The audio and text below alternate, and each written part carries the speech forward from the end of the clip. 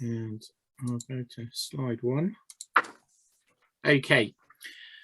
So welcome everyone. If I could ask you just to turn your microphones off so that we don't get any echo on the video would be really good. I can ask you to turn them on if we're doing a question or anything. So if it mic's off for now, please.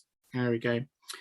Right. So this is a general presentation about expedition fundraising. Hopefully it's going to be useful to you, whatever big activities you do in scouting. But obviously with Zanzibar coming up, and some of you have already started paying money over, it would be useful to try and have a bit of a session on fundraising. So what I'm going to do, I'm going to talk for probably about half an hour, and then hopefully there'll be a time just at the end just to let you swap and change ideas. Anyone's got any ideas or any questions, etc. So we'll do questions at the end and have a bit of a discussion at the end. So as well as fundraising for the Scouts, I also have my own part of my company, my website company. I do something called Fundraising Ladder, which is a website which allows people to put all their fundraising into one place. So if they're doing offline fundraising, online fundraising, you can go to one page on the internet and find out all about their fundraising. So I am a member of the Institute of Fundraising. So it's an actual professional qualification that took me over a year to get. I had to do a formal course in fundraising. And I've been fundraising in Scouts forever, but really things kicked off for me when I had to fundraise for the World Scout Jamboree in 2007. I nearly said 1907 then, I'm not that old. So in 2007, World Scout Jamboree, we had to do an awful lot of fundraising, as you can imagine, to go on a Jamboree. And also with Ghana in 18, we did fundraising for that. And then I had this idea about going to Antarctica, and we had to raise £140,000, which was unprecedented for Kent Scouts. Normally with Jamborees, we're sort of raising in the thousands, but to actually raise nearly £14,000 per participant, you can imagine the work that went into that. But I'm pleased to say we raised more than our target. We exceeded it. We went on to raise a significant amount of money. We were originally trying to raise 115,000. We raised 140 plus. So it can be done. Even during COVID, we managed to do that. So I'm hopefully going to give you some ideas tonight, but also an approach and a way of thinking that may help. So we'll see how we go. Right, so let's move on. So a lot of people have got a real fear of fundraising, a pathological fear of asking for money. So it can be quite scary. And people come up with lots of excuses and they will really put it off you know, come up with things like, can't we just do one big fundraising gala, or Bill Gates has got a lot of money, can't we just ask him to give us the money, etc. So people come up with lots of excuses, lots of negative fears, and it all really comes down to a pathological fear of asking for the money and asking the right people for the money. So what I want to do is start off with the mindset of fundraising. Now there is a mindset that you need to get into your head if you're raising money for an expedition. And essentially, to summarize it, you are not asking for money for you to go on holiday, because that's the first thing that people are actually going to think when you're asking for money. If you say, can you give me the money for me to go to ...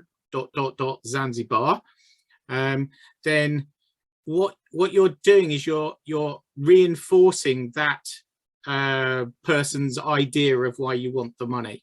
Okay, so you need to change that mindset, and we'll talk a little bit about how you can do that. So what you need to do to get over this fear really is to be very passionate and think more about what it is that you are actually asking for the money for. Okay, so what we're going to do is move away from asking for money to go, please, can you give me some money for me to go on a trip to Zanzibar? And you want to change the dialogue. What you're doing is you are asking for money for the outcome.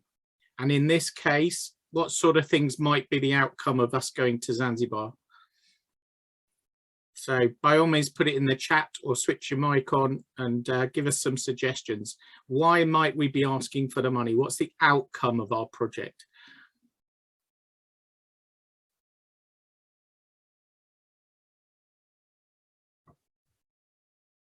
Anyone got any suggestions in the chat? Anyone willing to put their head above the parapet and come up with a suggestion? Come on. Building a school, fantastic. Okay, so now we're looking at the outcomes. Okay, we need to start selling the sizzle, not the sausage. Okay, so providing support in educating others. So you're actually going to be, you're raising money to help, for you to go and help educate some people out in Zanzibar, to go and work in a school, to do a building in a school. And now you're starting to change the focus so that you're actually looking at the outcome and not the fact that it's just you getting an experience. Okay, yes, everyone knows that you're going to get an experience out of it and you're going to grow as a person for going. Support growth of education and communities in Zanzibar, fantastic. So we're starting to think more about the outcome. Okay, and it's that you've got to get into all of your messages when you're asking for this money. Okay, they are giving the money to help the change that you want to help implement. Okay, practice makes perfect. So you're not all going to be amazing fundraisers from day one. So you need to practice your script. You need to be able to imagine that you're put in a lift with Bill Gates. What are you going to say to him to ask for some of his money? Okay, so you've maybe got 30 seconds or a minute max in the lift with him. What is it? How are you going to get his attention? Okay, so practice a little script that you can say. So, you know, I'm raising money for a whole load of us to go and do project work. We're going to be doing some building work. We're going to be working in schools. We're going to be educating a number of young African children. Practice your script. Say what it is that you're asking for the money for. The other thing is to be prepared for rejections. Okay. If I write letters for fundraising, I normally work on a ratio of about 1 to 20 letters. So you need to send 20 letters to get one of them to even give you some money. Okay, so I'm expecting from the outset 19 rejections. Okay, the more people you ask, it's a numbers game, the more chance someone's going to say yes, and it hit you, and your letter or your email or your social media post hits them at the right moment and they're in the mood and they will, you know, but you've got to imagine that at least 80% of people are going to probably not even listen to your message. So be prepared for rejection from the outset. Not everyone will want to give, and that's fine. You need to respect that. So get yourself organized, do your homework, find out about where we're going, be able to talk about Zanzibar, be able to talk about the, you know, the sort of schools that they work in out there. And the other thing is to get started now. Okay, so don't wait until a month before we go. Okay, get started now. You've got a lot of time between now and August 23. So we've got time to get on with it. And a little bit often is going to be much better than having to try and raise the whole lot at the end. So we'll move on. I like this phrase, joy of giving. Fundraising is the gentle art of teaching people the joy of giving. You want people to feel like their money is actually making a difference. So if you think of it like that, it gets easier to ask.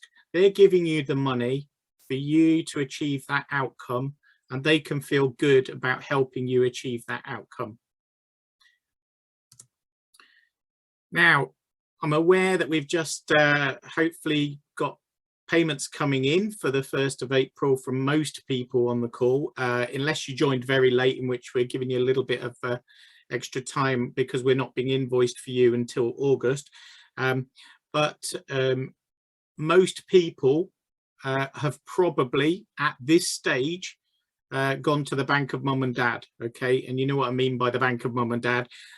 Either a grandma or a parent or a relative has written out the check for you to go on this trip. Well, firstly, I've got good news for mum and dad, or the equivalent, if you have a guardian or a grandparent or whatever that's paid. It is not too late to pay them back. Okay, so even if they've paid that first installment, you need to keep a clear track of what you've paid and what you've fundraised, because they're very, very different. Paid money, okay, can be reimbursed. So if you subsequently fundraise that money, then we can reimburse because the original amount was paid. Okay, so it's still possible starting now to raise the whole 2,400 and whatever it is that we've got to raise. Okay, so you can get on with your fundraising, have a really successful fundraising, and you can really make mum and dad feel great, because you can go on and pay them back the money they've already paid out. That would be wonderful, wouldn't it? And you'd actually enjoy the trip more because you've put so much more into it. Okay, so although money has already been paid, it can still be refunded if it's replaced with fundraised money. Extracting money from people. Think about your own money. Think about any money you've got. So for a young person, you might have your pocket money or an allowance. For any of the parents watching, you've got all your expenses. And most people have got all of these things going out. You've got your transportation, you're paying for where you live, your houses, you're probably paying quite a bit of tax. Insurance, retirement, entertainment, savings, perhaps if you're lucky enough to be able to do any saving at the moment. Obviously food and utilities, that 6% is probably getting a bit bigger at the moment with all the increases.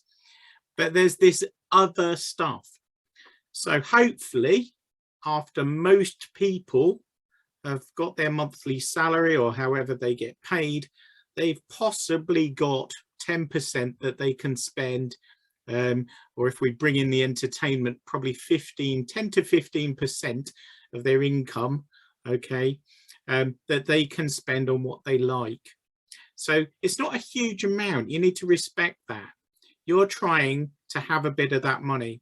And if they give you a bit of money because you're going to go and do this amazing project in Zanzibar, then that's money they haven't got to go to the cinema or to buy a bottle of wine or whatever they want to do with it. Okay, so you need to respect that. So it's about them feeling good about giving a little bit of their spare money if they've got some, and also respecting that some people just haven't got it at the moment. These have been difficult times with COVID and so on. So everyone you ask may not be able to afford to give you a donation or to give you some sponsorship, and you need to respect that. What you can do is you can ask that person to ask other people. So the message is still important. Okay, so if you've got a friend who can't afford to give you any sponsorship, maybe they can share your social media post or your message, or they can invite someone along to one of your events. Okay, so if someone can't give you money, they might be able to help you find some money. Okay, so fundraising is justified when it's used as a responsible invitation, guiding contributors to make their gift that will meet their own special needs and add greater meaning to their lives. Sounds wonderful, doesn't it? But essentially what we are saying is that the money is going to do good. That's what it's saying, is that you need to feel that that money is going to do good. And then people are going to be quite happy to feel good about giving you £10 because they know that that money is going to be used for good, for you to go out and do some good out in Zanzibar. So hopefully you got over the fear a bit. You've got your mindset right. You know why you're asking for the money. You're going to ask for that money fearlessly. Okay, so going to be able to put it in such a way with your little 30-second script. You know, there's a group of us, there's 20 24 of us or whatever, 20 or so of us going out to Zanzibar. We're going to be working in a couple of schools. Some of us are going to be doing sports and education. Some of us are going to be doing building projects, but all the money that you give is going to be going towards making that happen. But ask respectfully, okay? Don't be rude to people, okay? And respect that not everyone's going to give. So fundraising should never be undertaken simply to raise funds. We need to be clear about the larger cause. So we need to explain why we're asking for the money. So hopefully you got that message. We've got our mindset right. Right, so a few guidelines now.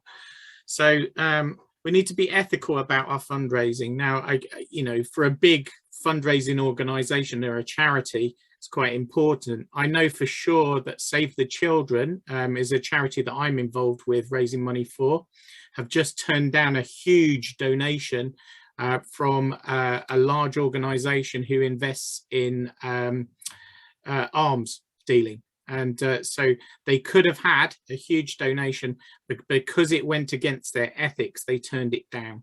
Okay, so be ethical about the money that you have. You know, if you're given money, it needs to come from a good source, and you need to know that it's been given, it's fair money that's been fairly earned.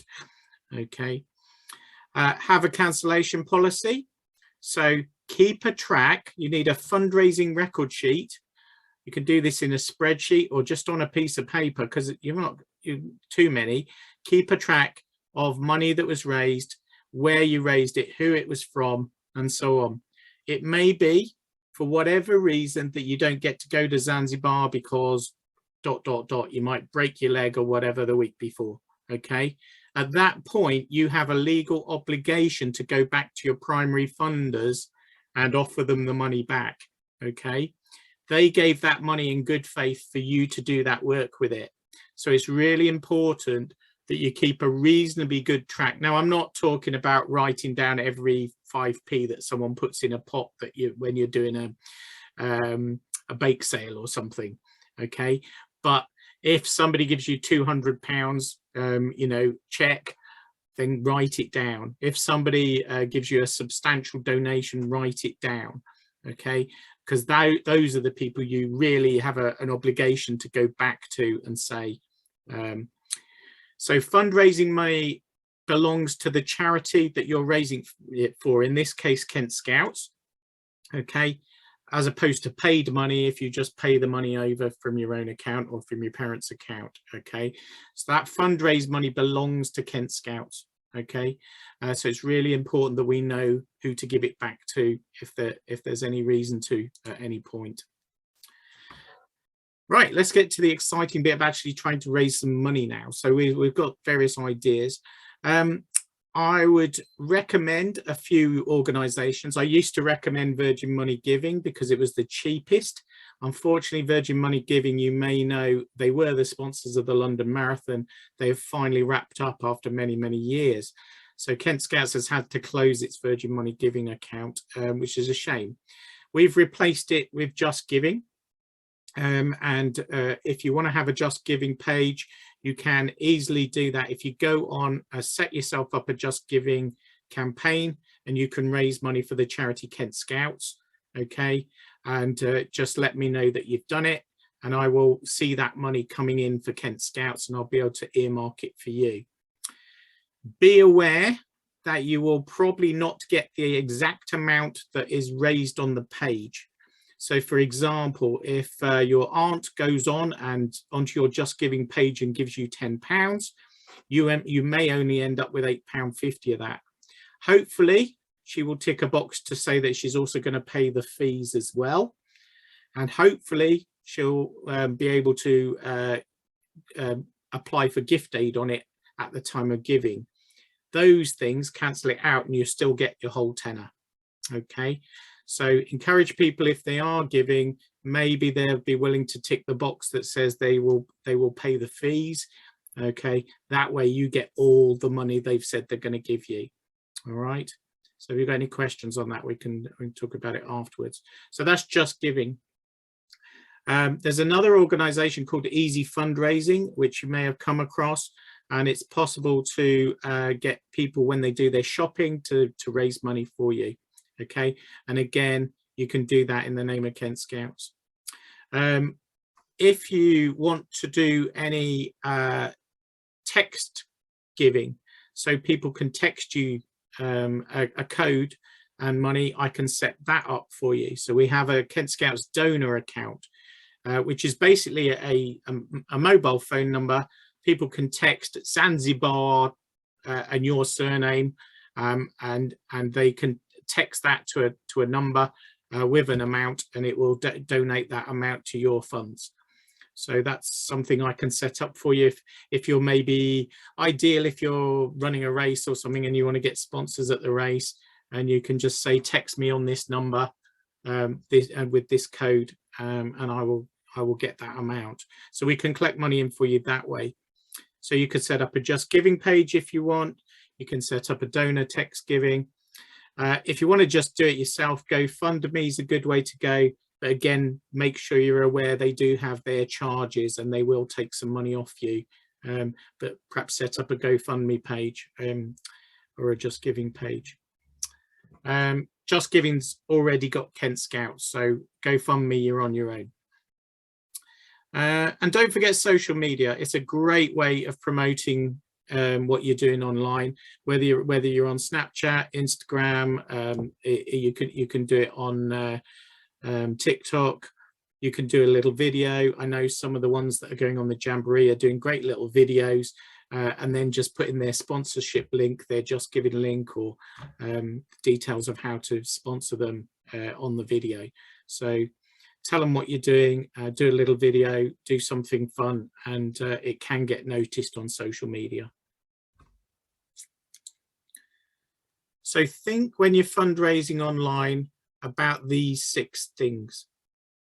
So if we're fundraising online, firstly, you're going to tell your story. So you're going to explain who you are, what you're doing, where you're going, what you're going to be doing when you get there. Then you're going to share that page. So you've got a story with maybe some good photos on it, or a picture of yourself or something. Try and do that if you're in Scout uniform or Scout necker at least. And then share your page on social media, send it out by email. If your parents are very nice, they'll send it to their friends as well. But you're going to share that page out, okay? And ask all of your contacts to share that page. The more people that share it, the more people get seen. You could, there's nothing to stop you setting up a blog, WordPress blog, completely free. And you could do a blog about your trip to Zanzibar. So you could start blogging now about your things that you're doing, maybe getting your jabs, maybe what you're going to buy equipment wise to take with you, and just blog about the fundraising you're doing. So there's nothing to stop you doing that, entirely free. And there's lots of blog sites out there, but WordPress is a good free one. But very importantly, if anyone gives you any money, find a way to thank them. Okay, maybe send them a nice postcard, send them a nice email, have something ready to thank people. Okay, people like to be thanked for giving money. Okay, unless they particularly want to be anonymous, and they will normally tell you if they don't really want to be, then shout about it, because it's a nice thing to do to thank them. And then just keep sharing your story, going around sharing it again and again and again.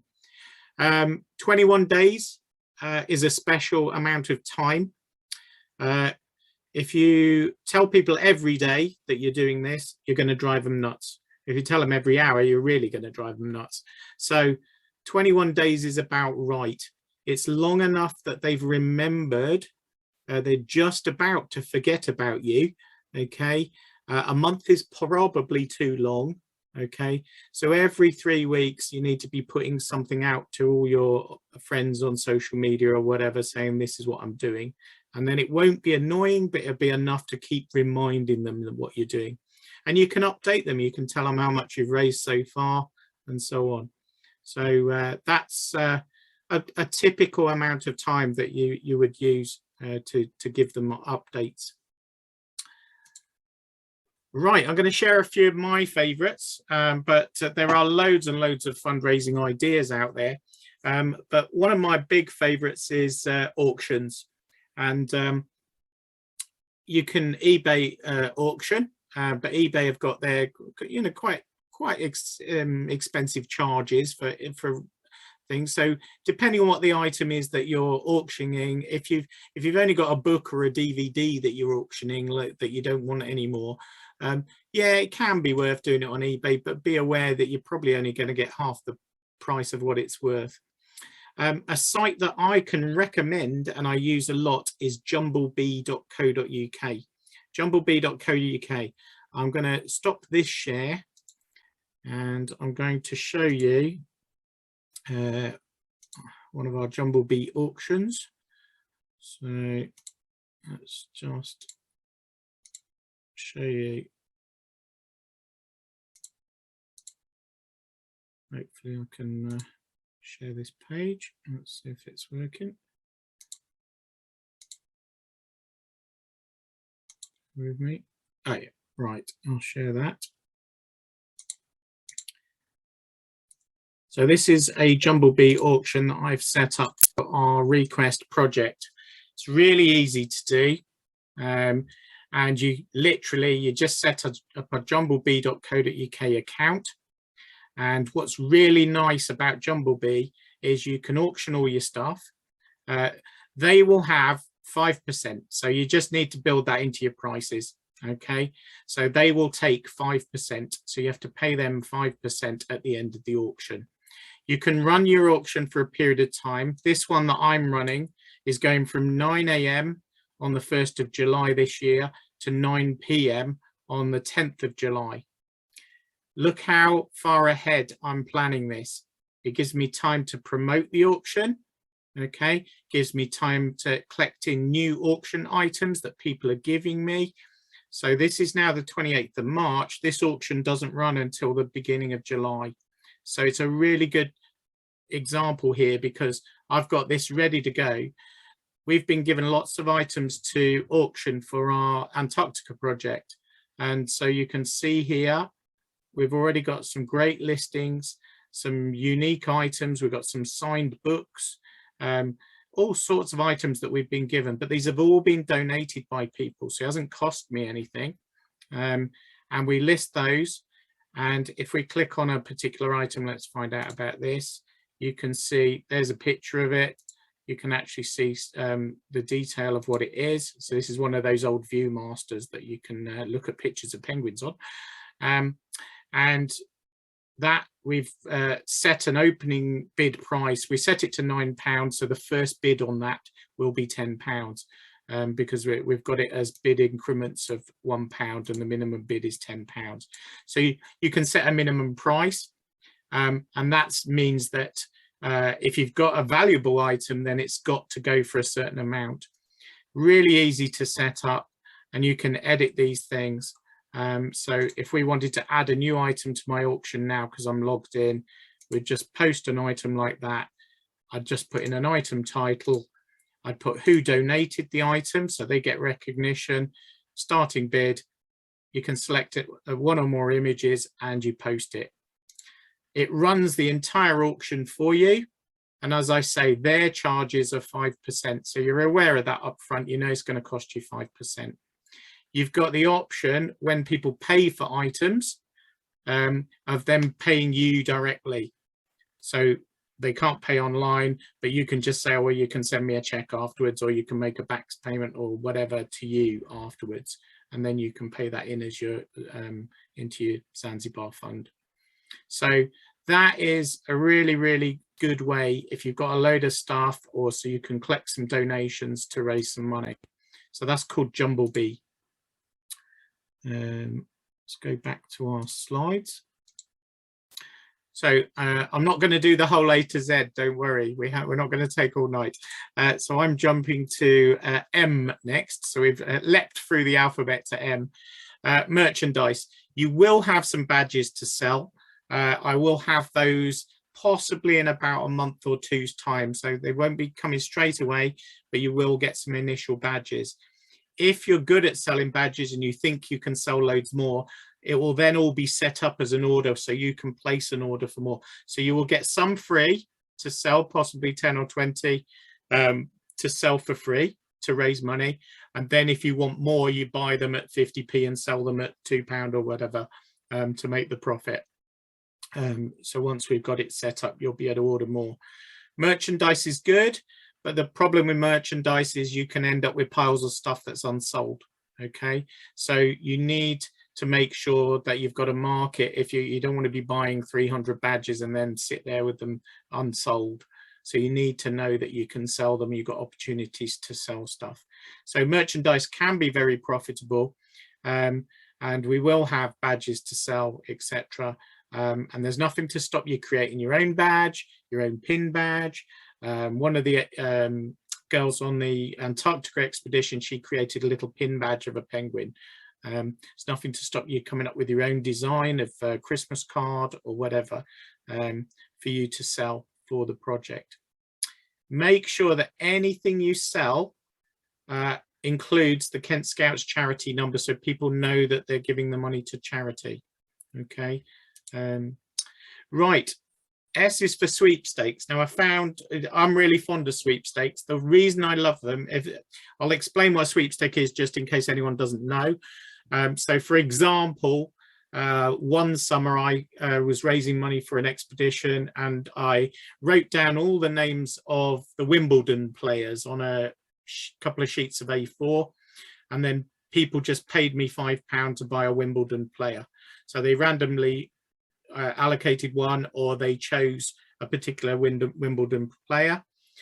Once all the Wimbledon players were sold, then Wimbledon takes place, and whoever wins Wimbledon, I then gave a cream tea to the person that so they got a cream tea, and then the rest is all profit. The great thing about sweepstakes is there's very little outlay. You probably do need a prize. What you can do is you can make the prize a percentage of the takings. So you can say, I will give you 20% of the takings. Then if you only sell 80% of the things, you've only got to give a proportionate amount as the prize, and you'll still be quids in. So sweepstakes are great. There's a fantastic site that I found today while just checking over my slides for tonight, and it's called Sweepstake Generator. So we'll have a quick look at that. I'll just do another share, and you can have a quick look at it. It looks quite exciting. I haven't used it, so it doesn't come totally recommended, but it allows you to create your own sweepstake. Okay, you only have to pay for this if you make it online for people to enter, but you can create the sweepstakes free. And it's got things like Eurovision Song Contest, betting who's going to win, Europa League, and so on. You can set up sweepstakes for all sorts of things that are actually happening. Who's going to win The Apprentice 2022, for instance. So there's all sorts of sweepstakes that you can actually create on there. You can do them online, but be aware that if you do them online, then you're going to be paying per participant. But it's great for just thinking of ideas of a sweepstake, and then you can make some money from that. Okay, so sweepstakes are great because risk low and rewards high, and that's what you're looking for. You don't want things that can take you loads and loads of work to set up, and then no one turns up and you've wasted loads of time and effort and money. Okay, so that's sweepstake. And my last one is a nice one. It's V for virtual quiz, and I've used this quite a lot. There's nothing to stop you setting up your own virtual quiz account, and the way that virtual quiz works is that you put the link out, you set up the quiz. You can do it, say, monthly or quarterly, and you set up the quiz, and then you invite all your friends and family and everyone you know to enter the quiz. It is a nice professional quiz. It's interactive. It's not in real time. Well, it is in real time, but it's not a real person. So you're actually doing it like a quiz machine, and you actually all compete against each other. and it sorts out giving a percentage of the income to as the prizes for you. You don't have to worry about any of that, and it just makes you money basically. So virtual quiz, really, really good way of raising money, and there's no reason why you couldn't each have one and have completely separate quizzes running to raise money for your event. Okay, you can do one big one and get loads of people to enter, or you can just do a regular one with your friends and do it once a month. And but that's virtual quiz events, so really, really good. I'll make sure that you've got this other sheet here, A to Z, and there's lots of other ideas for virtual quiz. Right, so make a list of all your fundraising ideas. So after you've watched this presentation, get a sheet of A4 or more, or much better, get a spreadsheet, okay? And you're going to write a list of maybe 20 ideas, okay? So we're going to put your ideas in here, and then we're going to fill in these columns, okay? So I can give you a copy of this sheet if you need it, but imagine these were your ideas that you came up with. So we've got some various ideas there. I'm going to do a sausage sizzle, I'm going to do some badge sales, I'm going to do a sponsored walk, leaflet drop, bag packing. So you've come up with a whole load of ideas, okay? At this stage, anything goes. But then you're going to think about each of those ideas, and you're going to think about how much money can I make from it, and you're going to give it a score from 1 to 10. What effort is involved? Is it really, really hard to do, or is it very easy for me to do? Okay, very hard, you're going to give it a 1.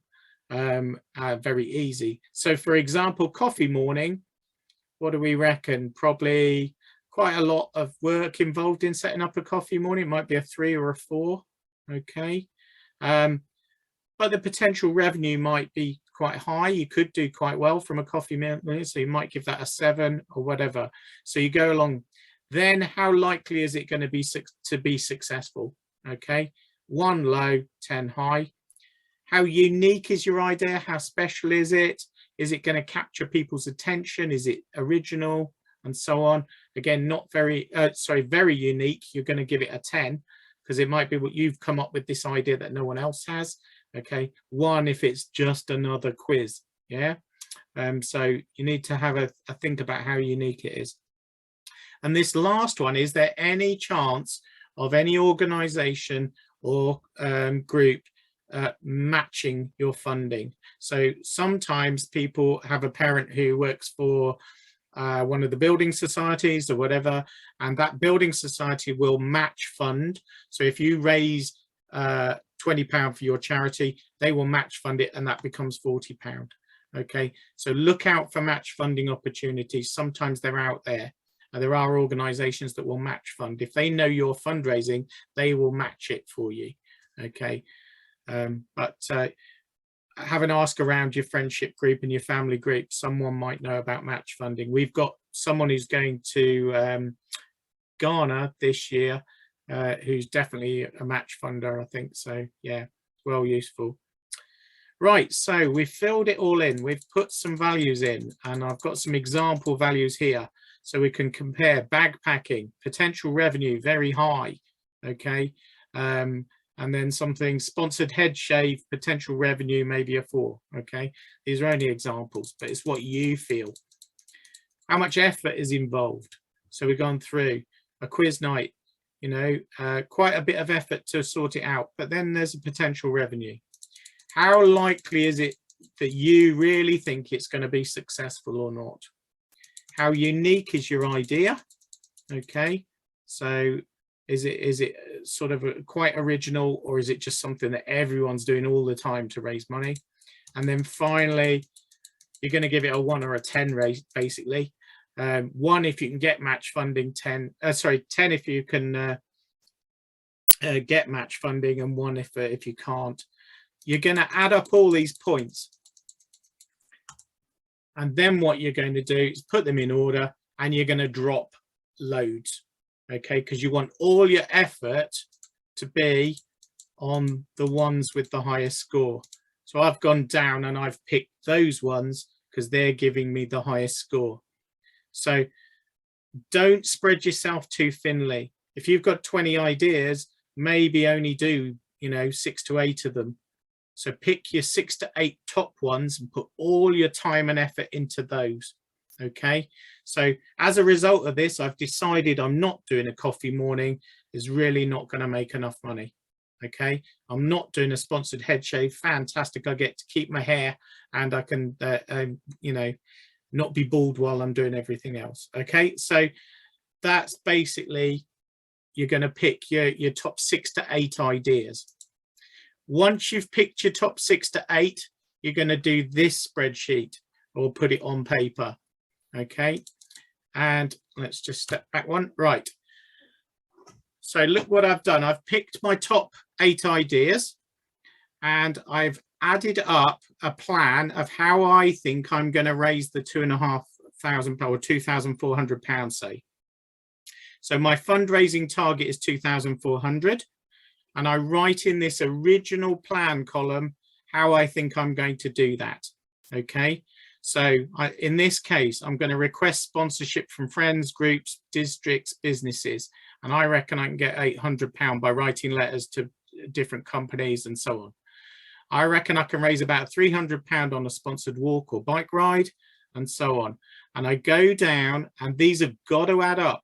These 8 things have got to add up to the money that you want to raise.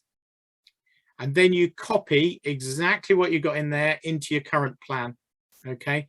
So this column, this first column never changes. You leave that. That is how you thought you were going to do it. Okay. Then you have your current plan. And then you get on and do something. So let's say you do your sponsored walk. Your sponsored walk's finished. You got all the funds in and you got £250 for your sponsored walk. Okay. Well, the first thing you're going to have to do is update your current plan. That's now got to say 250. Okay. That is £50 short. Okay. So this column doesn't add up. So you're going to have to add £50 on somewhere else. Okay. So at that point, the sponsored walk's done and dusted, but I still got to raise that total amount. Okay. So this total amount still has to be 2,400. I'm going to have to change one of my future things is where I'm going to have to find those funds. So now I'm looking to raise £850 from business and sponsorship letters. So I maybe have to write some more letters, it's telling me, okay, to try and get a good return.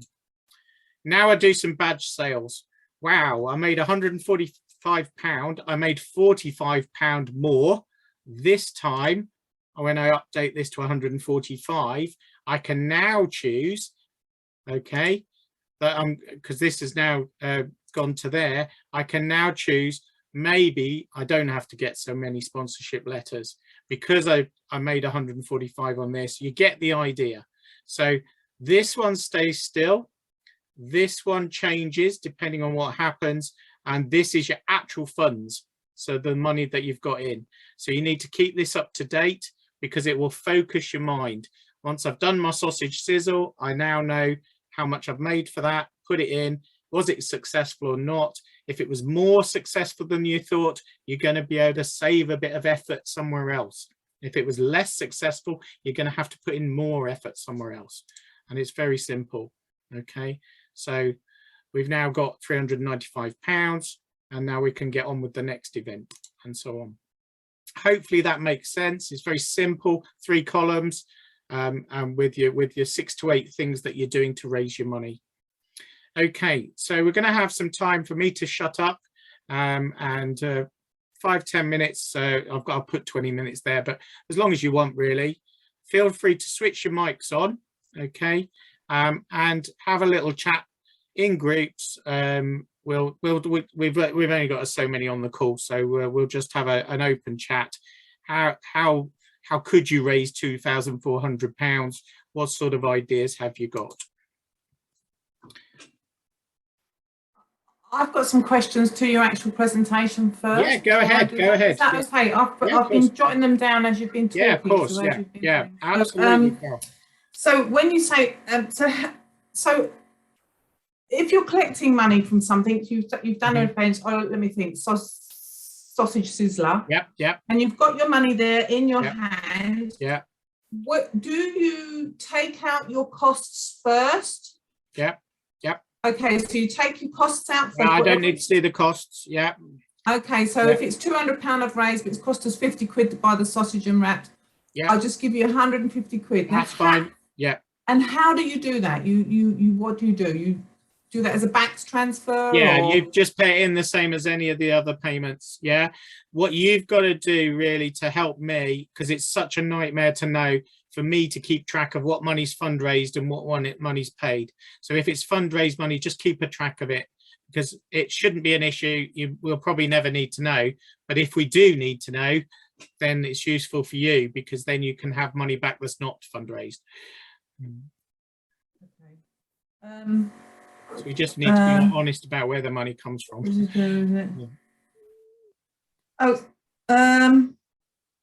So what is it we're actually using the money for? So we're using that to help pay for if Connor say raised 3,000, he would contribute to somebody else that might not have raised quite so much. Is that how it works? Okay. If Connor raised 3,000 and it was all fundraised, then there would be money in the project over and above. That would be group money. It wouldn't be another individual wouldn't benefit, but the whole group would. Okay, that's perfect. So does it go to does it go to like I don't know, buying a part of a building, or does it go to the actual if we look at the amount you do have to aim for, which is 2,440, I think it was, and this one, that amount, about 2/3 of that covers your flight out there and your accommodation and your food. About 1/3 of it goes towards the projects that you will be doing for the school. So it might pay for bricks, it might pay for labourer, it might pay for whatever. So a chunk of it, a good chunk of it, goes towards the actual project. So effectively, for every sort of pound that a person donates, they're giving 33%. It's about 2/3 to 1/3. Yeah, approximately. Yeah.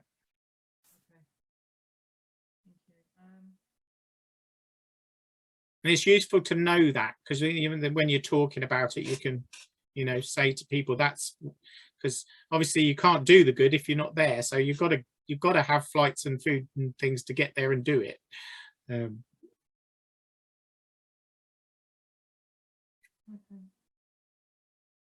Okay. Which is a lot higher than some places. They only get a small amount of what they're. Absolutely. No, quite a substantial amount does go towards the project. Yeah. Third, I don't want to be saying anything wrong, so it's around about a third goes to about the actual project. It could be as little as 1/4. Let's be honest, it's between 1/3 and 1/4. Yeah, but it changes because flight prices change, accommodation change. You can never say exactly until afterwards and sit down and do the accounts. That but as a rough guideline, we're talking about 1/3 to 1/4. Not approach the flights, the people that. Not yet. No, we don't do that, but African Adventures do that. Oh, okay. So they try and get they get the best deal they can get at the time, etc. So, yeah. Okay. Sorry, everybody. I'm asking. No, don't worry. There's no such thing as a silly question. That's why we're having this session. So it's not a problem. So, yeah. Okay. Please put your mics on, folks. So. Microphones on. Anyone got any ideas? How could you raise the money? So is this done collectively then, or is this done, like Connor might team up with somebody else, or is it done as collectively? No. Together, we're all going to do the same thing? No. Okay. So it's very much a case of if somebody wanted to organise a big collective thing, then whoever's involved in that big collective thing gets the benefit of that fundraising. So if you want to do a quiz between 4 of you, then you share it 4 ways. Yeah, if you want to do, you know, we've had things like that where everyone from one district might want to work together, or a couple of districts will work together. Okay. I'm keen for that to happen because we don't want people sitting on their own feeling like they're having to do it all on their own. But no, it's not, we're not fundraising as a group for the group. We are, it is individuals who've got to raise the money. But I would encourage people to work together on events, particularly things like quizzes. It's great if 3 or 4 do a quiz, because you can run a raffle, then you're going to get 4 times as many raffle prizes because you've got 4 families and so on. So yeah, would encourage people to work together.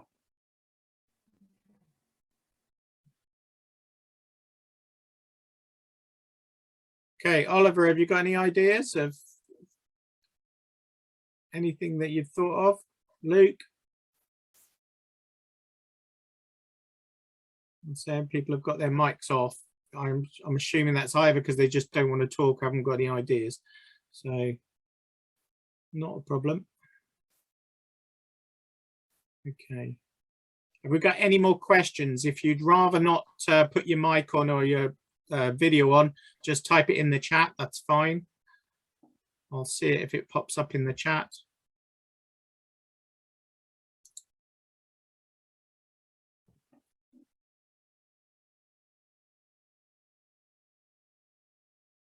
Okay, we've got someone just thinking of a question. That's fine.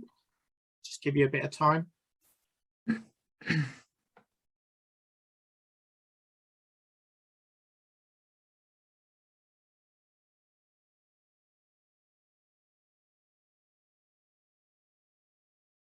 Well, I don't think I have. Sorry, you know, conscious. I don't think I have any additional ideas. No, but I do like. I would like to have the presentation. If you could. Yeah, I'm recording this presentation, so I will send out the recording of the presentation.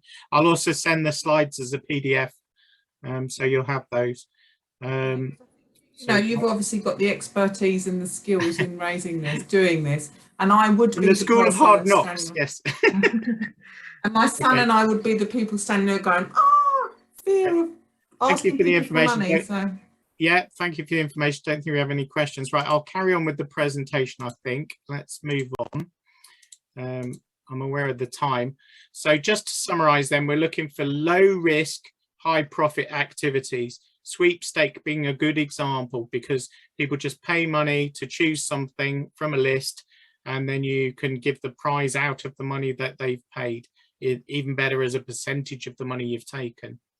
So it's all about risk against reward. Okay, so you're trying to minimize the risk. You don't want to be having loads of stock sitting around. You don't want to be having, you know, tons of badges that you bought that you can't sell. Okay, so it's all about getting that balance.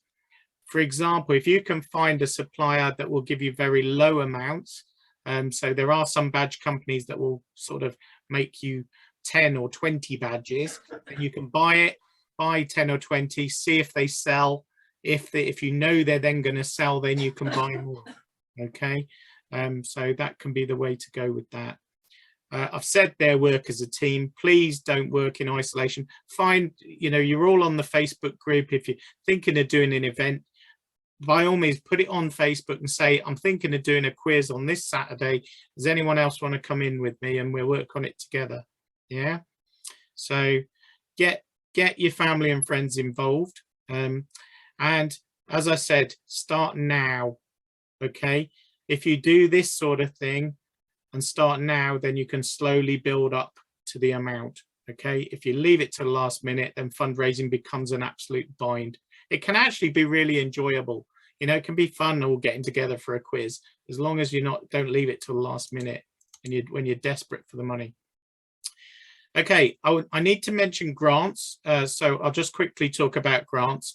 So there's other money out there, particularly in Kent. I'm going to mention 2 that we've had money from before, and that is the Jeremy Wilson Charitable Trust. And any scout in Kent can apply to this, and there's a good chance that you might get, maybe it's not huge amounts, you might get £100, £150, but it all adds up. Okay, so they give small amounts, and Jeremy Wilson was a scout that passed away, who was really into adventurous activities, and his family set up an estate for other scouts to do adventurous activities. This definitely ticks that box. So Jeremy Wilson Trust could be worth an application. There's the website. The other one is a slightly more national one, but we've had money for this. It's set up specifically for young people to do activities like the ones you're doing, okay, like Zanzibar, Paw Print Trust, okay, and again, I've got the website link there that will be going out. So the other thing is to contact your local, and I need to emphasize local Lions, Lionesses, Rotary, Round Table, Freemasons, but go for your local one. If you go to the big Kent ones, you're not going to get any money. But if you live in Folkestone and you go to Folkestone Rotary, they will give money for young people to do these sort of things, particularly if the letter comes from the young person. You can help them write it, parents, but if the letter is signed and sent by the young person, the Rotary are going to, and Lions and the Masons, they're going to take it far more seriously, and they're going to more chance of them giving the money. Okay, so it needs to come from the young person, not the parent saying my son is going, my daughter is going. Okay, address it from the young person saying I'm doing this, I'm going to be making a difference. So there are organizations out there like Lions, Rotary, Freemasons that will give money, and certainly in Kent, but I emphasize the local.